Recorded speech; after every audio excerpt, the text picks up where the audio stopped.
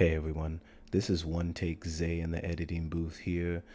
Just wanted to give you my thoughts while I finish through the last part of the main story of Hogwarts Legacy.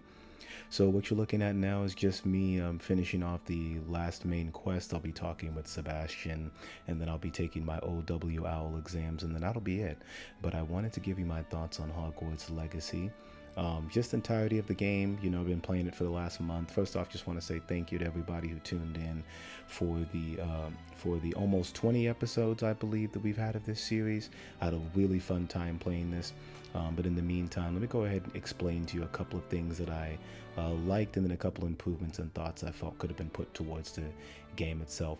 Let's go off with the things that I really liked. First and foremost, I think the customization was really nice here. I think that being able to play an entire story mode and they don't have to call you a he or a she or kind of make it so gender based is actually pretty good. I like that I could customize my hairstyle, scars on my face, skin color. You can pretty much change uh, what your person looks like throughout any point in the game. It only costs you 20 cents or however much it is in the game. But I will say that that's pretty good. In addition to this, I would also say other things that I really liked about the game. I think that, moments like these, even with ending up with it, even finishing off the Sebastian storyline, I think that the character relationships, the stronger ones, like with Sebastian, I think worked really well. I would say that stuff like with Natty, that wasn't really as strong as I would have liked. But I will say what they did with Sebastian's character was actually pretty nice. Kind of wish they would have fleshed it out a little bit more, but they did what they could. One of the biggest things I really liked about the game, though, definitely had to be the room of requirement. Probably my second favorite aspect of the game, just because of how amazing it seemed. Like, to be able to go into the room, customize it the way you need it to, put together how the background looks. You can really summon any potions you want. You could get any plants grown if you need to. You can discover, like what kind of cloths you need to improve. You can capture beasts. The way the room changes and expands, I thought that entire section when they first introduced the room of requirement was really something stupendous. So that was a really great thing. Also, big shout out to the music department. I mean, I think that the music was absolutely phenomenal. I mean, there are moments when I'm going into a new area, when I'm in the Forbidden Forest, and when I'm on a mission or a quest, and I feel like I've entered into a completely different world. Every single room feels different. Every single time I even leave Hogwarts and I go outside, like I'm going outside right now, I mean, the music changes, the scenery is a little bit different. I think that it was pretty good. In addition to this, I really like the voice acting from everyone. I think that they did a really good job. I like that you can change the tones and the pictures of what you had with the character as well too. But I would say overall, like, the voice work by all the characters seemed very strong, very fun. I like Professor Black's voice work. I think he was really fun. We had to play as him. That was pretty good. Deke, great standout as one of the house elves. That was pretty good. The collection system is pretty strong here, just trying to find out all the Revelio pages and just trying to improve your field guide throughout the process. Also, the combat, I'll say the combat was pretty strong here as well. Not as strong as some other open world games, but then again, this is a Harry Potter game, a Hogwarts game, excuse me. So I will say that, spell casting seemed pretty interesting here. It really does keep you on your toes in terms of what you need to summon, how you need to summon it, when you need to use certain spells. The loadout's pretty good. I think that it's a smooth, fluid system, being able to kind of see what you can use and how you can defeat enemies. Enemies are okay, I would say, for the most part, but there were some challenges, I would say, like near the end of it. Let me go ahead and get into some things I felt like could just be improvements. I'm not really nitpicking the game too much, but I'll give you my final rating at the end. One of the biggest things I had about the game that I thought could be improved on was, I felt like the game, this could be a bit of a bad thing to say, but I felt like it had kind of peaked in the beginning. I feel like the fact that George gets eaten by the dragon and then you're introduced to Ranrock's loyalists and the goblins. That was such a strong introduction. I just don't think there were that many moments when the game caught up to it. I will say that the second strongest moment, one of my favorite missions in the entire game, wasn't even really a main story mission. It just seemed like a side quest kind of, which was getting your shop. I wish they could have expanded that a little bit more. I think that the trading items could have been expanded a little bit more.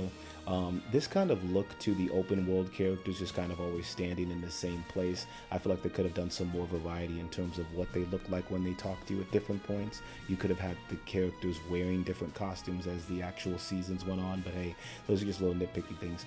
But I will say that my biggest gripe with the game would definitely be the Merlin's trials. I feel like, yes, I completed as many of them to expand my inventory as I could, but I hated just going on missions thinking, man, I completed like 50 of these Merlin trials already, and I feel like I have to complete all of them to be able to hold everything I can. I mean, if I can fast travel, if I can use magic, I should really be able to have an infinite pouch in my regard. Like, in my opinion, I feel like I should be able to have like an infinite pouch of being able to use the things that I need to. So I should be able to collect any piece of clothing, sell it automatically. The store should be stronger. But having to fight the poltergeist that lived inside the store underneath the curse, that was pretty fun. I think that that was a really, really interesting aspect that the game did to itself. Other things that I feel like could have improved on, I feel like they didn't put enough emphasis on like Quidditch and that type of nature of it. I feel like a little bit in the storyline, it's because like some students got hurt, but they could have done a little bit more with Quidditch and the golden snitches and things like that. You could have thrown in a romantic storyline. I felt like that would have brought more attention to the character. I know that you're a fifth year and you're thrown into this scenario where you're just trying to pretty much save Hogwarts and you're like the chosen one kind of, but hey, it is what it is. Also, I'm actually very disappointed. Spoilers ahead, I'm so sorry. But I'm very disappointed that we never got to face Isadora. I feel like you build up her as a villain, as a strong villain with a pretty good motive and origin story to where her powers came from, to why she wanted to, why she even had the intentions of taking away people's pain and trying to harbor it for her own. But she just gets killed so easily with the Avada Kedavra spell. And I guess that shows the power of her superiors at Hogwarts at that time, who obviously you have to deal with as the main character, with the being the map chamber keepers. But it just didn't seem strong enough. I felt like, yeah, you get to fight Ranrock, turns into a dragon and whatnot, but I just feel like that's not as strong. Like, I personally would have loved to have faced Isadora, so that's just me. I feel like that could have been worked out a little bit better. Overall, though, the environment is breathtaking, though. This is Hogwarts. Like, if I ever would have asked for a game where I can just explore through Hogwarts, the building, this is it. This is really great. There's so many things to actually collect. There's so much fun you can have in between, and there's still even some things I need to do before I can even complete the game 100% of the way through, which I pretty much have storyline wise, but I want to get a platinum on this. I think that being able to attach your like Hogwarts account to this, so like I already had I was already Gryffindor, so I just attached it to here. I thought that was pretty fun too. Just how everything looks. I mean, the beasts look amazing. Like, the animals, collecting them looks great. A lot of the graphics here stand up very well with some of the better games that we've seen in the last 3 or 4 years.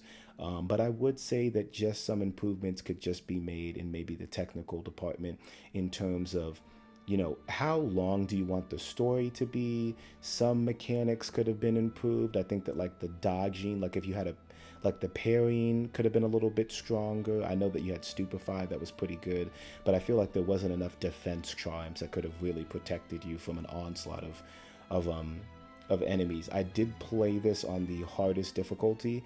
Just to tell you right now, it wasn't that hard, honestly. It came across as pretty medium and tame, but overall I would say it was still a decent good time. And then just kind of to just let you know my personal experience with this game is that I've always been a fan of the Harry Potter movies. I've read a few of the books, but I'm a huge fan of the movies. I've watched them multiple times since I was a kid, all the way up to the old ass age that I am here now.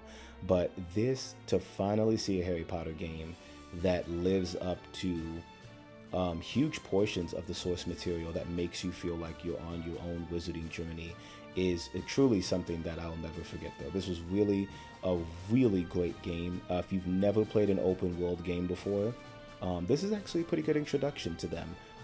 Just being able to travel around, not just inside Hogwarts, but outside Hogwarts. The map is really big, bigger than I thought it would be. But I would tell you, just be cognizant that there's a lot of things to collect and do beforehand, before you really get into some of the heavier hitting missions. You do have to level up pretty well, which I appreciate. They do make you grind a bit, which I appreciate. And there are some candid, fun, relaxing moments. But overall, I would say I had a pretty decent experience with this. Overall, I would give this game a solid 7.5 out of 10. Main takeaways, like I said, was just having to do with some of the story aspects. Felt like the villain could have been stronger. One of the better parts being from the beginning, and then nothing else really lives up as strong to that, is a bit of a concern for it. But I feel like if you're ever going to make a continuation of this story, then you can do it in so many different ways. Obviously, as you see the celebration with the Gryffindor house, it's just so fun to be able to experience this the way I was able to. I'm very grateful for all of you who tune into this. Thank you for watching all the parts of Hogwarts Legacy. Thank you to my brother-in-law and my sister for getting me this game. I love you guys. You guys are amazing for getting me this. And I really do appreciate you guys for tuning in. I will see you guys on the next time, and peace out.